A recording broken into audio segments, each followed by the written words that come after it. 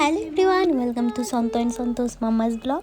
ভিডিওটা ছিল আমার হাজব্যান্ডের ছোটোবেলাকার বন্ধুর বিয়ের দিন। তো হলদিতেও আমরা গিয়েছিলাম, তোমরা দেখিয়েছো, আমি ভিডিওটা শেয়ার করেছি আগেই। তো বিয়ের দিন সকালে সন্তর একটু শরীরটা বেশি ভালো ছিল না এর আগের দিন, আর এই বিয়ে বৌভাত করতে করতে আমারও শরীর অসুস্থ হয়ে গেছে, কারণ ফেব্রুয়ারি মাস ঢুকেছে আর আমাদের এত বিয়ের ইনভিটেশন, মানে এই বছরের শুরুতেই অনেক বিয়ে আমরা অ্যাটেন্ড করে ফেলেছি, রিসেপশন, বিয়ে, রাইস সেরিমনি, মানে অনেক কিছু। তো ওই দিন সকালে উঠে সন্তকে খাইয়ে স্নান দান করিয়ে ওষুধ ছিল ওষুধ টষুধ দিয়ে দিয়েছি, কারণ ওয়েদার চেঞ্জিংয়ে এখন আবার সবার শরীর অসুস্থ হচ্ছে। সন্তরও সেম সর্দি কাশি, আর আমারও তো ধরেই আছে, আমার সবসময় এমন হয়। তো সারাদিন ভিডিও করতে পারিনি, কারণ অনেক কাজ ছিল, অনেক অনুষ্ঠান চলছে ইদানিং কয়েকদিন ধরে। তো এইসব দৌড়দৌড়ি করতে করতে আর কিছু ভিডিও আপলোড করা হচ্ছে না একদম প্রপার ওয়েতে, প্লাস ভিডিও বানানোও হচ্ছে না।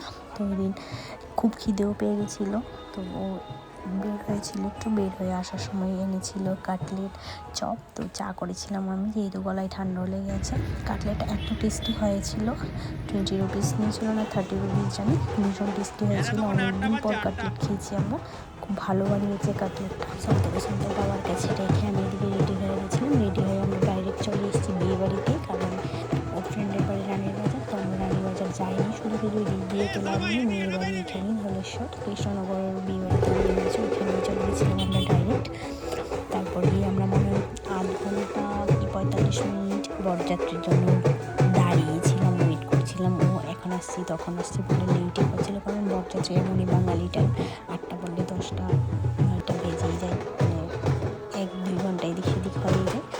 তো আমাদের বিয়ে মানে আনন্দ ফুর্তি নাচানাচি হইলো, আর সব থেকে বড় হলো বাজনা, ভীষণ ভালো লাগে আমার। সব থেকে মজা বাঙালি বিয়ে, খাওয়া দাওয়া হই হইলো, সব থেকে মজা আমাদের যেগুলো অনুষ্ঠানই হলো ভীষণ মজা। তারপরে সাজগোজ, মানে বাঙালিদেরকে কেউ নিচে ফেলতে পারবে না এই সাজগোজে, কারণ বাঙালিদের মানে একদম পিওর, কী বলবো, বাঙালিয়ানা। ভীষণ ভালো লাগে দেখতে, ভীষণ মিষ্টি লাগছিলো ব্রাইডকে। ব্রাইড এমনিতেও অনেক সুন্দর, ওকে দিন আরও ভালো লাগছিলো। আর আমাদের তো বিয়ের মেইন হলো কুঞ্জ, মালা বদল, তারপর গেট ধরা, এইসব তো আমাদের চলতেই থাকে। কুঞ্জটাই সব থেকে বেশি সবাই আনন্দ করে, হই হুল্লোড় করে, নাচানাচি সেই মানে আমাদের বিয়ে বলতেই এইসব। এইদিকে চলছিল, আমরা খাওয়া দাওয়া করে নিয়েছিলাম গিয়ে, কারণ সন্তকে যেহেতু রেখে গেছি কোন সময় হুটহাট উঠে যাবে। আমরা ঢুকেই একটু সময় কাটিয়ে ব্রাইডের সঙ্গে দেখা করে ফটো উঠিয়ে আমরা চলে গেছিলাম খাওয়া দাওয়া করতে। একদম আমরা খাওয়া দাওয়া সেরে কুঞ্জতে, আমরা খাওয়া দাওয়া সেরে আস্তে আস্তে কুঞ্জতেও উঠে গেছিলো ওরা, কুঞ্জ প্রায় শেষ হয়ে যাচ্ছিলো। আমরা এরপর এসে গেছিলাম, কারণ সন্তকে রেখে গেলে একটা টেনশন থাকে যে উনি আবার কান্না করে। ওই দিন বাজে প্রায় 12:30 কি 1:45, ও সজাগ, ও ঘুমায়নি। আমরা ওকে রেখে যাই ঠিকই, কিন্তু ও আমাদের জন্য ওয়েট করে, মানে কান্নাকাটি করে না, বাট মন মরা হয়ে থাকে। দেখলে তো যে চিৎকার শুরু করে, মানে কালকেও যেমন রিসেপশনতে আসতে আসতে আমাদের প্রায় 11টার উপরে বাজে, ও আমাদের জন্য ওয়েট করছিল কখন আমরা আসবো। মানে আমাকে দেখে ও কান্না শুরু করে দিয়েছে, আমি তো ড্রেস না খুলে নিতেও পারবো না, আগে ড্রেস খুলে হাত পা ধুয়ে তারপর ওকে নিয়ে, তো ও তো মানে আমাদের ডাকিয়ে আছে যে মামা তো রেডি হয়ে গেছে, আমাকে ফেলে চলে যাবে, ওর ভাবনা এইটা। তারপর তাড়াতাড়ি করে এসে আগে আমি ফ্রেশ হয়ে ড্রেসটা চেঞ্জ করে ফ্রেশ হই বলতে পা হাত ধুয়ে তারপর ওকে নিই, কারণ মুখ ধোয়ার টাইম থাকে না, ওকে নিয়ে, কারণ ও কান্নাকাটি করে। ওকে আগে নিয়ে একটু আদর করতে লাগে, না হলে তো কান্না কমবে না।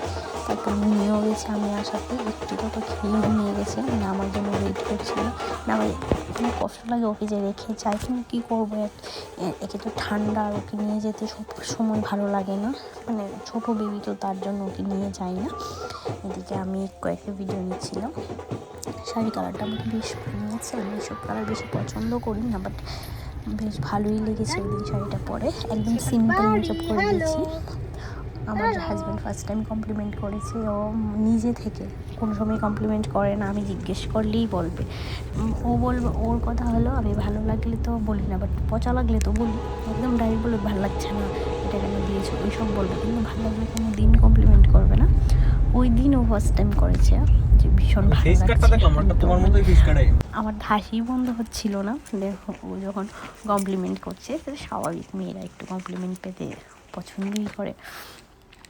আর আমার সিম্পল সাজিয়ে বেশি মনে হয় আমাকে মানে, এত বেশি হেভি সাজে মনে হয় আমাকে ভালো লাগে না।